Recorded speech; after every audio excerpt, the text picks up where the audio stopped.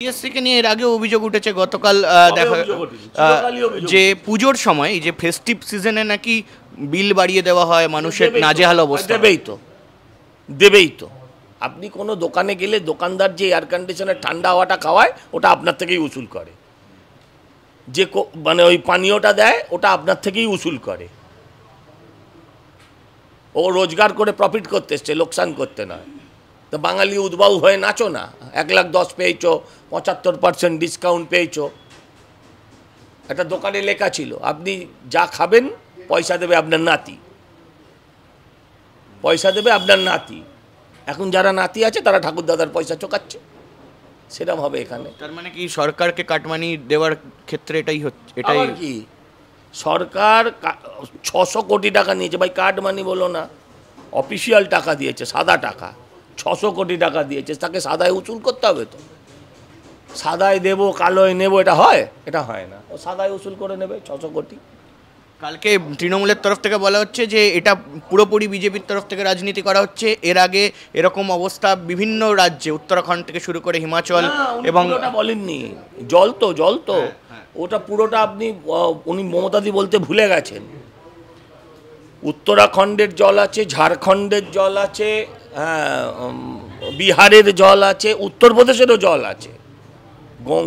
আমি বলছি এখান না ডিবিসিরও জল আছে। যেটা উনি বলতে ভুলে গেছেন সেটা হচ্ছে আটলান্টিক আর হিমবাহ ভেঙেও গ্লোবাল ওয়ার্মিংয়ের কারণেরও জল আছে, এটাও আছে। সজলদা, আগামীকাল অমিত শাহ আসবেন, কি পরশুদিন, হ্যাঁ, কি ব্যবস্থা রয়েছে তার জন্য? কটায় আসছেন এবং একটু সূচিটা? আমরা এখানে উনি এসে পৌঁছানোর কথা 12টায়, আধ ঘন্টা 40 মিনিট সময়। আমরা ওনাকে আর কী দিতে পারি? আমাদের কাছে কি আছে ওনাকে দেওয়ার? আমরা আমাদের শ্রদ্ধা, আমরা আমাদের আবেগ, আমরা আমাদের ভালোবাসা, এটা দিয়ে ওনাকে ভরিয়ে তোলার চেষ্টা করি। এবং অমিত শাহ এলে কি আরো উদ্বুদ্ধ হবে মানুষ বলে মনে হয় আগামী দিনে? এই যে হয় বলি তো আপনি এই প্রশ্নটা করছেন, সেটা আপনার মুখ থেকে শুনতে চাই। আমার মুখ থেকে কেন শুনবো? এটা প্রত্যেকটা মানুষের মনের কথা, 100% উদ্বুদ্ধ হবে। আপনার যদি সম্পাদক কালকে এসে আপনার পিঠ চাপড়ে দেয় ওয়েল ডান বলে, আপনি যদি উদ্বুদ্ধ হন, সেটা কি আমার মুখে বলার প্রয়োজন লাগে?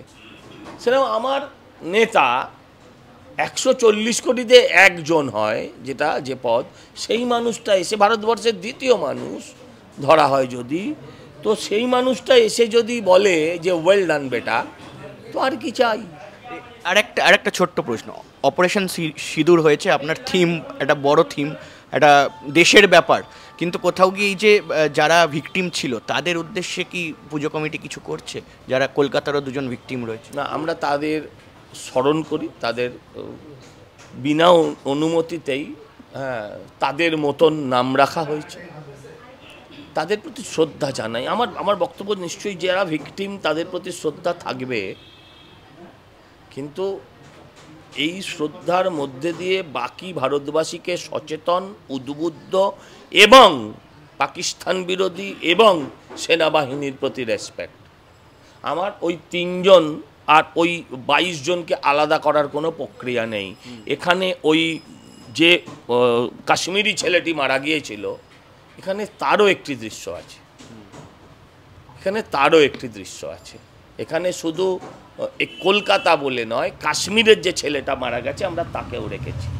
টিএসসিকে নিয়ে এর আগেও অভিযোগ উঠেছে গতকাল দেখা যে পুজোর সময় এই যে ফেস্টিভ সিজনে নাকি বিল বাড়িয়ে দেওয়া হয়, মানুষের নাজেহাল অবস্থা। দেবেই তো আপনি কোনো দোকানে গেলে দোকানদার যে এয়ার কন্ডিশনের ঠান্ডা হাওয়াটা খাওয়ায় ওটা আপনার থেকেই উসুল করে, যে মানে ওই পানীয়টা দেয় ওটা আপনার থেকেই উসুল করে।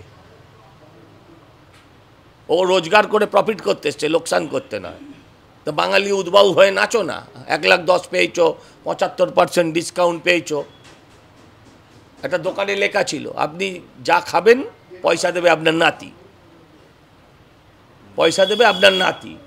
এখন যারা নাতি আছে তারা ঠাকুরদাদার পয়সা চোকাচ্ছে, সেরকম হবে এখানে। তার মানে কি সরকারকে কাটমানি দেওয়ার ক্ষেত্রে এটাই হচ্ছে? এটাই কি সরকার 600 কোটি টাকা নিয়েছে, ভাই কাটমানি বলো না, অফিসিয়াল টাকা দিয়েছে, সাদা টাকা 600 কোটি টাকা দিয়েছে, তাকে সাদায় উসুল করতে হবে। তো সাদায় দেবো কালোয় নেবো, এটা হয়? এটা হয় না। ও সাদায় উসুল করে নেবে 600 কোটি।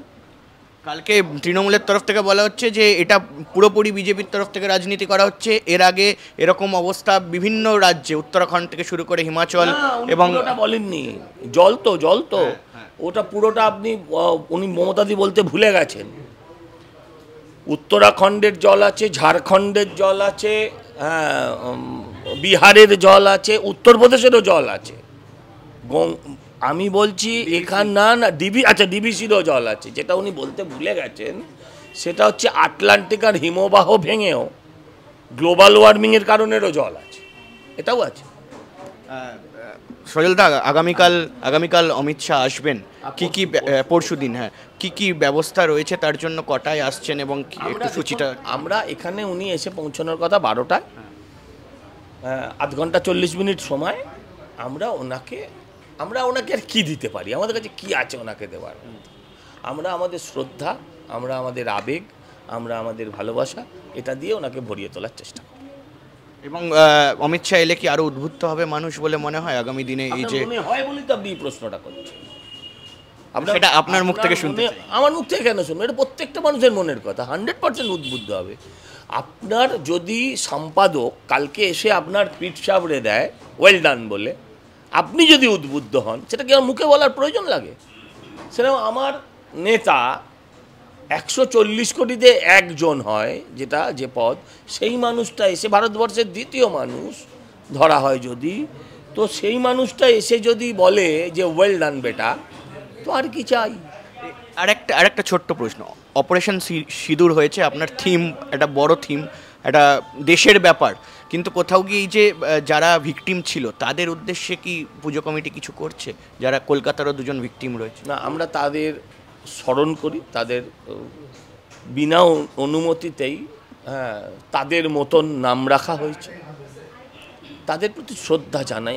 আমার বক্তব্য নিশ্চয়ই যারা ভিকটিম তাদের প্রতি শ্রদ্ধা থাকবে, কিন্তু এই শ্রদ্ধার মধ্যে দিয়ে বাকি ভারতবাসীকে সচেতন, উদ্বুদ্ধ এবং পাকিস্তান বিরোধী এবং সেনাবাহিনীর প্রতি রেসপেক্ট।